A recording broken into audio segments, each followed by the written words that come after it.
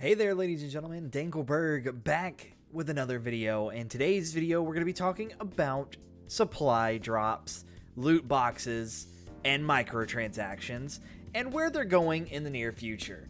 So, we've seen quite a couple of games get rid of the microtransaction model that we've come to know over the past year, okay?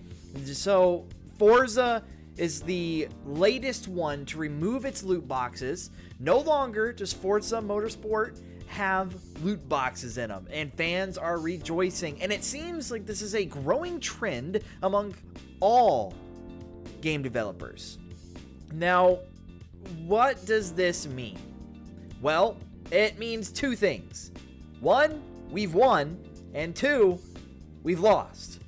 So, microtransactions were kind of like, how do I put this? An evil that had to be there in order to keep away other evils. If that makes any sense. A barrier, if you will, of this kind of pay for method that you can pay for your stuff in small little increments, or in large increments. You know, it doesn't really matter, you know, if you want to toss your money at a screen, or if you don't, you know, that's fine. But what the problem here is that now that loot boxes are going away, we have another issue to worry about, and that is, what are games going to do to earn money into the future? So, not very many people see game development or actually know the pricing of game development. So when we look at games that are getting developed, we can look at $1 million price tags. Do you guys remember the original Destiny? The original Destiny had a $500 million budget, and a majority of that budget was taken up just by advertising alone. Okay? And, you know, that's a lot of money. And you would think, yeah, our $60, that counts for a lot of the price, you know? $60 for, let's say, 13 million people get it, you know?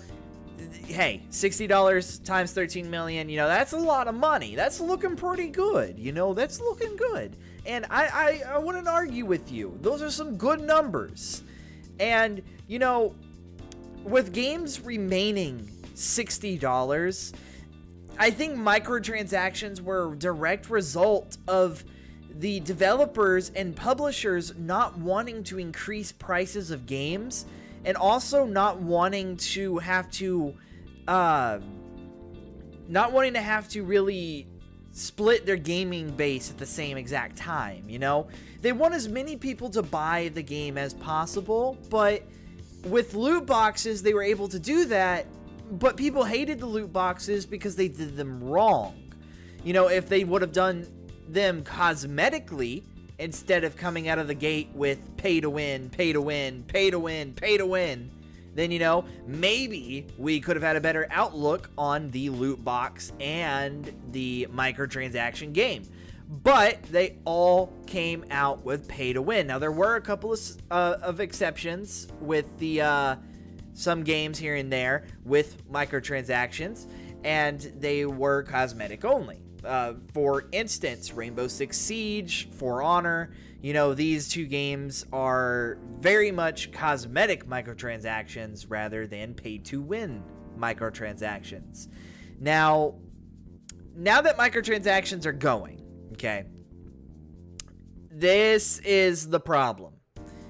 Games could be looking to double in price. Yes, double in price. And that's for all editions, not just for the base edition. All editions. We can still see, thankfully, the removal of season passes and the introduction of free DLC. But what we may see here in the near future, and this is just a theory, you know, it's not something that's set in stone, and I still believe it won't really happen, but it's a possibility that this could happen, that games could cost $120 on its base, okay? And I think that if they do the free DLC and they do $120 games base, okay, and they don't add any other additions but a collector's edition, I could see it maybe working. Maybe. But at the same time, I kind of see people backlashing. $120 is a lot of money to be spending on a game. $60 is even too much for some people, okay? Some people still buy their games years down the line when they're in bargain bins, okay? So when we're looking at $120 per game because of the removal of microtransactions and other monetization type methods inside of video games, we're seeing an increase in the base price of the game to make up for the cost. Do I believe that microtransactions are truly going to leave altogether and we're going to face the $120 base game apocalypse? No, not really. Basically, that's the worst case scenario. What I just explained is the worst case scenario. Just think of it that way. I'm going to play a little bit of a devil's advocate by saying that loot boxes are good when done right. Okay? And I don't think anybody really totally disagrees with that. You know, if loot boxes are 100% cosmetic and they're not at all pay to win and they're optional and you can earn a lot of what you get in loot boxes through the game, you know, I believe that loot boxes would be shown in a different light. Look at Overwatch, for example. Nobody complains about Overwatch's loot boxes because you get a loot box every time you level up. And leveling up is super easy in Overwatch, so you constantly get loot boxes and you're not forced to buy them.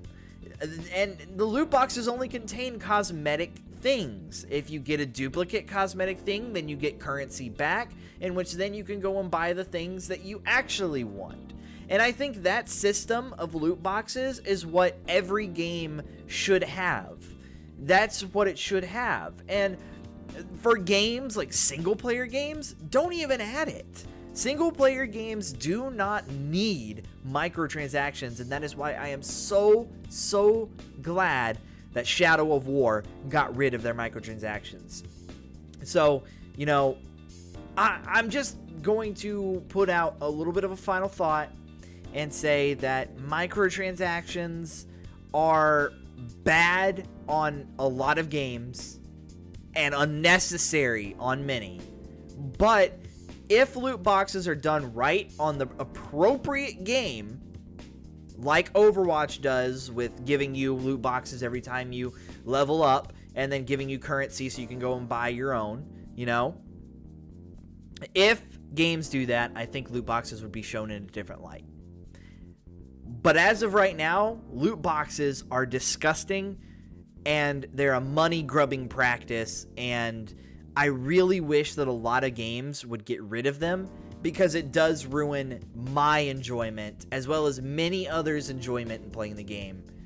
Especially games like Call of Duty, which when you play it and you don't spend money on supply drops, then you don't get the weapons. And I know you can do the challenges, but beforehand it was just awful. It was just awful. But anyway, guys, I want to ask what you guys think about this.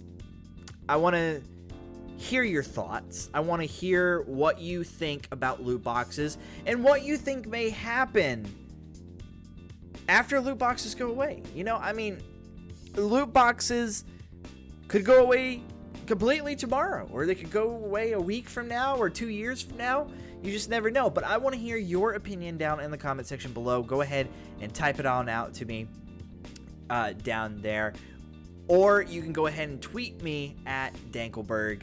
So, you know, you can go ahead and do that if you want to as well. But anyway, guys, that has been today's video. My name is Dankelberg.